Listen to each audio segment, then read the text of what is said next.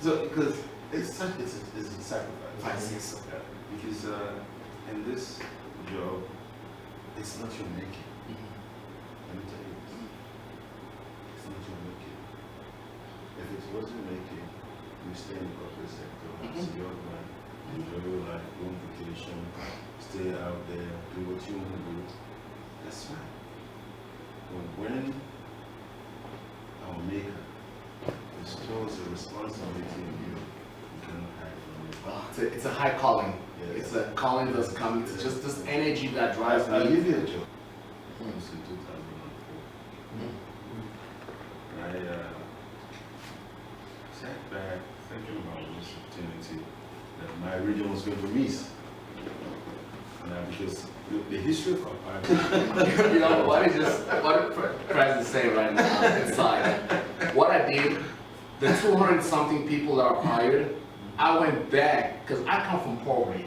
I come from nowhere. My dad was a son of a fisherman, you know, but going back to my community where I was raised, just I've hired, I got the water factory there. Okay, I've hired the local people. I've hired the local people to work in Malanga from Africa. I bring them to America for school, or sponsor them, university. That's the program that I like to bring again in Sierra Leone to be real beneficial, especially in agriculture from all those schools that we have in Utah. So what I went first was I went to my people. But the first thing that I was like, okay, I have this mentality, this American mentality, I have to serve my country. So the first thing I did in 2006 when I first went to my country, I joined the military. Okay, in 2007 I had a rank of captain, and I had about a company of like 332 soldiers and moral officer. Because I saw this office, I'm like, wow, they don't have consulate. These guys are being low, they need someone to talk to. So I was there to talk to them in parade, like every Friday I'll be out there and give them down morals and tell them all the great works that so country. So I have an orphanage. I have over 200, I think I brought out about 213 children in our orphanage in Kinshasa that I started. The idea was to focus in different sectors. How can we create new sectors? How can I create, like, privatize certain things in the country?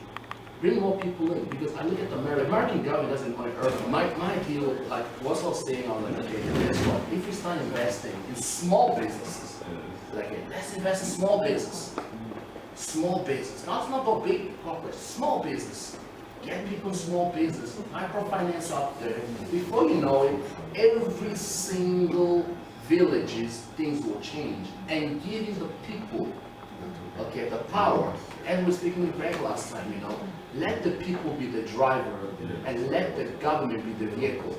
Let the people tell the government where to go, left or right. I have nothing to fear from the people.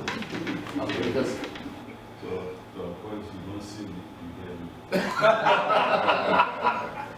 And when you hear me, I like that. you see me. Yeah, you know, sitting there, I like that. I think I'm gonna use that line from now on. I'll use that line.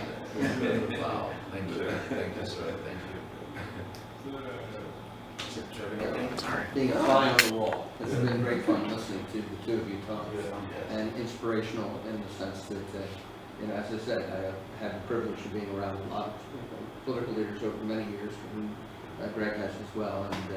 And if they are sincere, if they talk from the heart, if they recognize the realities of the job, it is a pathway. It is not from point A to point B in 12 months. It's decades of change. But if it doesn't begin, it can never move forward. So it's important. That's important on the political person and the pragmatic person. As good as your heart is and as good as your goals are, you have to have ways to achieve those goals. And so that's where it does come to I love the notion and the truth of the CEO role of running a country like a company. And America could do a little better job doing it ourselves, I might add. But the reality is that particularly government are similar to that, and that's what you're seeking to do, where you're trying to control the budgets and trying to move people forward. I think also, quite candidly, this country and in fact both countries, it's time for a redo, a remake reboot in the sense of the people in terms of your country that you care so deeply about. You're not there yet. You've got to change the government and change the politics and change that, and then you have the messaging.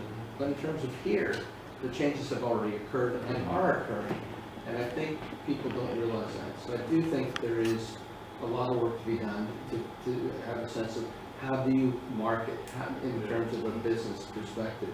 How do you challenge the ambassadors and create business councils of individuals that will seek to bring business here? How do you make it simple? Even a lot more money, of course. UAE has a person that works, he's an American, but he works for them just helping companies who want to do business in the UAE. So that if someone comes into the embassy and says, I want to do business, or they reach out to small businesses or medium-sized businesses. Businesses will go someplace, but they're scared.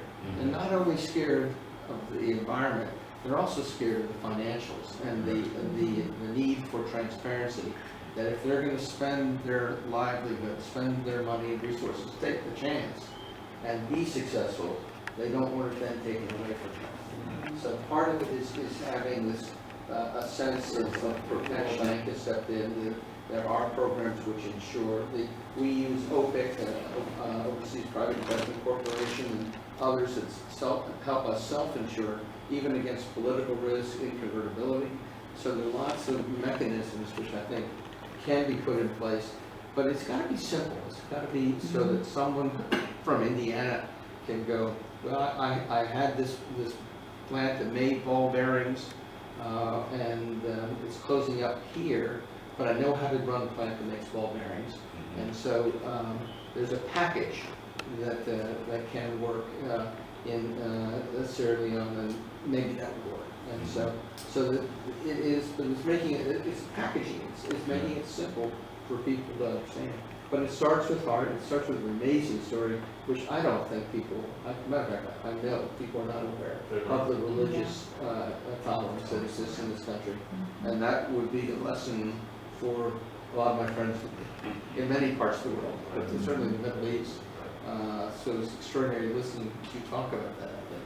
And I think that message is important to get out as well for the sake of our world, not just the sake of this country. As being a very important thing. So, well, and we look forward to spending time with you a bit later too. Tomorrow. So we're mindful that we've intruded into your weekend. No, we're grateful. As I said to you, I think we're just in the neighborhood of silence. That's all right. But we're grateful. But for me, it's so personally enjoyable to see the interaction between the two of you. And no, he was not scripted. This is what he says on a regular basis and has for a long time. But it is nice to see younger Africa and newer Africa, which I think everyone kind of agrees now that we will in the next decade pivot towards Africa, but no one's figured out yet how to do it. And I think that's the key thing. So that you all are the leadership of that in Vanguard on that. So look forward to being a part of our program, and look forward to seeing you later. So and I'll get back on the beach and meet more of you. So we are going to, I think, make sure that we get to see some different things. Thank you for your hospitality this morning. We appreciate it. Good to be with you. I see the future of Africa here, emanating from here, you two guys. I'll just be, I can tell you right now, you politicians in America have a lot to learn from you. Now, they've gotten way off their roots. They've gotten off their foundation. You're on it. You guys are both on it. So I look forward to working with both of you. We're going to take you back to Washington. That's the next thing to work on us. We need a little help. And then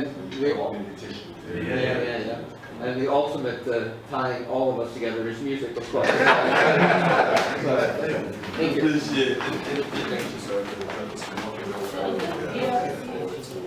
Doesn't change Yeah. things. Yeah.